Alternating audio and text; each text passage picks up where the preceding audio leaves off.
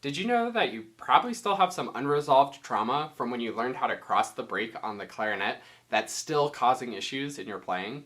My name is Josh Gu, and after years of studying the clarinet with some of the best teachers from around the world, I am excited to be sharing my knowledge with you.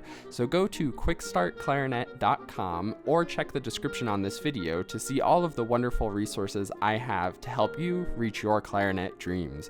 And of course, subscribe to this channel for weekly clarinet and music tips and tricks.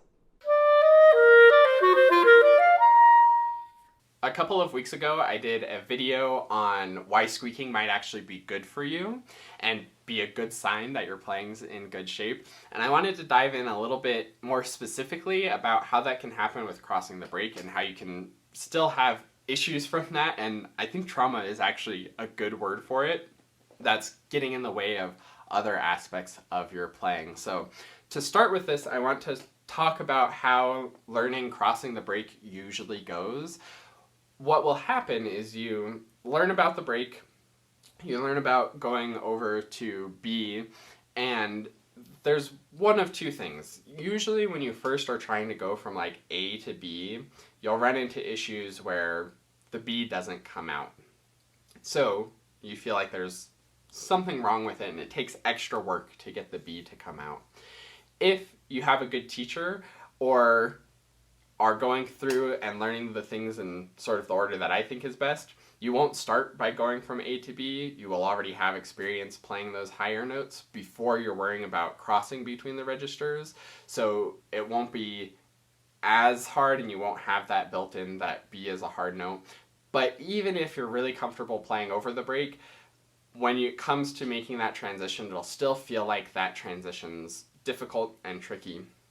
The reason for that is because it's a finger coordination problem. Going from A to B, first of all, is coordinating a lot of fingers and in some kind of awkward ways. First, you have to land the thumb on the thumb hole and the register key. That takes some coordination.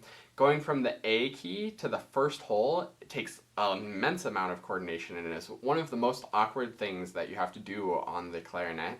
And then you have to get 1, 2, 3, 4, 5, 6, 7 other fingers to coordinate all at the same time. So you have kind of weird motion here, definitely weird motion there, 7 normal motion, but 7 of them that you have to get all coordinating right at the right time and all together. And if they don't land at the right time, and even more so if they don't cover the holes fully when they do land, then the note's not going to come out. Maybe you'll get a squeak. Maybe it'll just not come out right away. Maybe it'll be kind of honky. There's all kinds of things that can happen there. But it will create this illusion that B is a hard note to get out. And almost always, and this is a really common mistake that I think everybody makes, is that we blame it too much on the air and embouchure.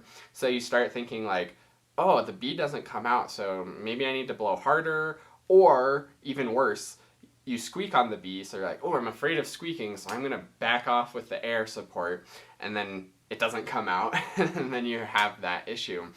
The other thing that happens with the break a lot, too, is teachers will make too big of a deal out of it, and they'll think, oh, clarinets, you're going to cross the break here, so, like, make sure you're ready to cross the break. And again, that promotes that mindset of, like, oh, I got to really try to get across the break and get this to come out. So that happens for a little bit.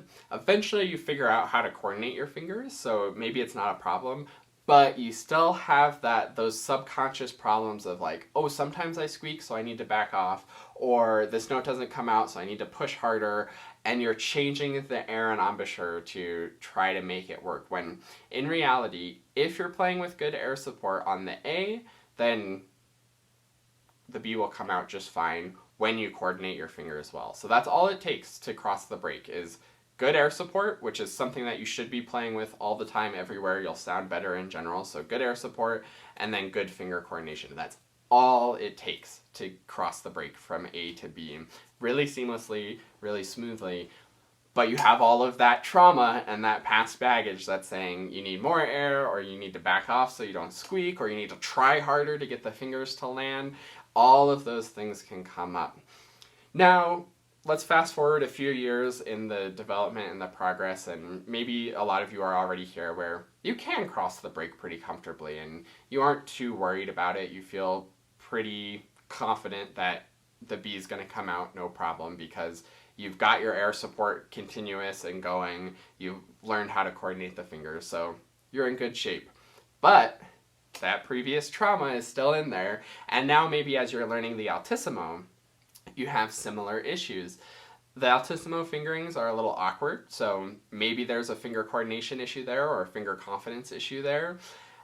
And the altissimo's squeaky just on its own, the way that it sounds, but it's also very easy to squeak higher than the note that you're aiming for with the voicing or again with the fingering, slight fingering mistakes. So again, you have all of that previous trauma from crossing the break, and then you start going into the altissimo and it all comes back and you're like, oh, this is really hard. I need to do more effort with my air or my embouchure. You've maybe heard that the altissimo requires different voicing, which to some extent is true, but you're probably overdoing it and you're like, oh, just like crossing the break where I had to try really hard, now I have to try really hard to adjust my voicing, and then you over adjust the voicing and then it doesn't come out.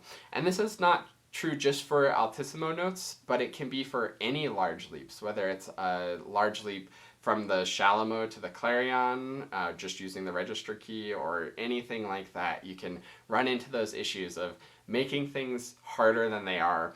And I find a lot of my teaching and a lot of my own practice is sort of undoing all of those little issues and trying to figure out how to like not worry so much about where things are going and how I'm going to get that note to come out, and honestly working less to not, oh, I gotta really work to get that note to come out, but instead just, if I keep it steady, I know how to play that note, I know how to play that note, I just play both of the notes really well, and it's not a problem. So I encourage you all to heal that crossing the break trauma. Realize that now you probably can cross the break well. If you're still working on crossing the break or you haven't even gotten to crossing the break yet, that's great. You can sort of undo this trauma before it even gets set in and just realize good air support, good finger coordination, no problem. If you squeak, that's a great sign that you have good voicing. You just need to coordinate your fingers better. So keep that support going, keep the voicing the same, and just work on coordinating the fingers better. And the same thing applies for any interval that you're having trouble with. If it's not coming out well, don't try so hard to make it work. Make sure that you're aiming well for the notes.